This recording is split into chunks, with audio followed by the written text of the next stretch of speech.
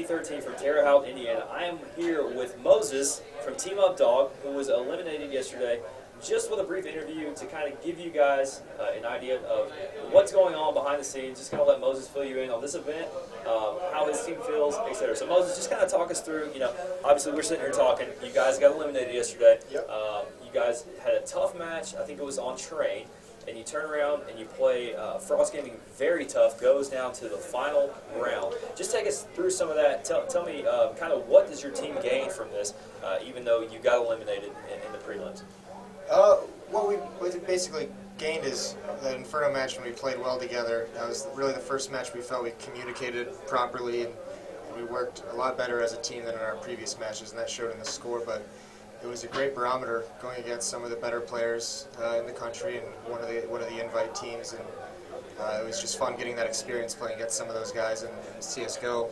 A lot of our first time playing against some of the top teams in this game. Talk about that. Talk about playing some invite caliber teams. A lot of times when you're at home, you're playing with your buddies, you're in Mumble, you're going against this team. Is it intimidating because oh man, Adren's on the other team, Volcano's on the other team. Is it more intimidating to play them on LAN or play them at home? Because obviously you've seen these players, you've mingled with them, you kind of know who they are. Is it more intimidating to play them on LAN or at home? I wouldn't say it's intimidating, but I think LAN brings a different element to it just because. I mean, you're right there. You are face to face. We had the Bears on our team, and we all competed at pretty high level in 1.6 or Source.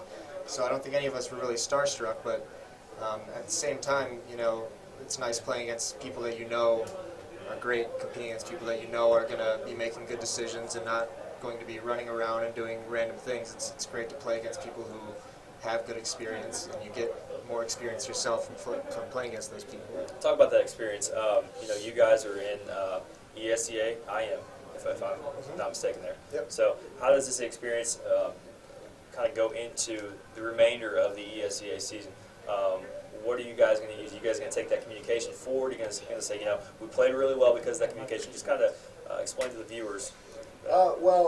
We got beat pretty bad our first 3 or 4 matches, and every time we would hop outside as a team and just talk and say, you know what, this is what we did wrong, we know, forget about the bad. In that last Inferno match, we actually felt we should have won it. We blew a couple rounds. But going forward with the league play, that just shows when we do communicate how effective we were.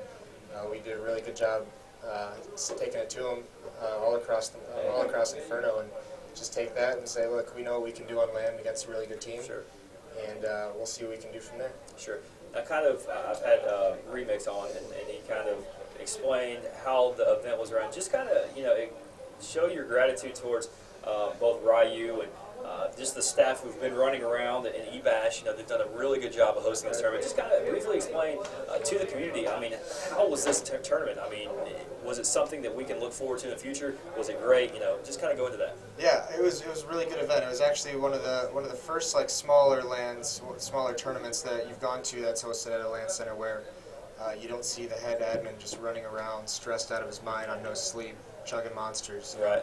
He had it very well organized. He had it very well thought out, and it was great. The group play, we had the first group play in the morning, second group play in the evening, and it was just done very efficiently and very well. I was impressed. Sure. Okay. Any last shout-outs you've got before we wrap this thing up? We hop into this grand finals.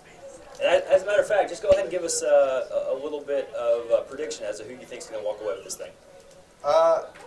Curse Dynamic Pug's going to take it. Okay. I got a lot of faith in Sal and then Volcano. Okay. And teammates are loving that one. got appreciation for that guy. I think he's one of the more underrated players in the competitive scene right now, and no doubts that they're going to take it home. Yeah. Any shout-outs you got? Nick Potter. That's about it. Okay. All right, guys. That's about it. You've heard it from Moses himself and his teammates just right outside the door. So stay tuned. Grand Finals, RyuLAN 2013, live from Terre Haute, Indiana, coming up next. Thanks, guys.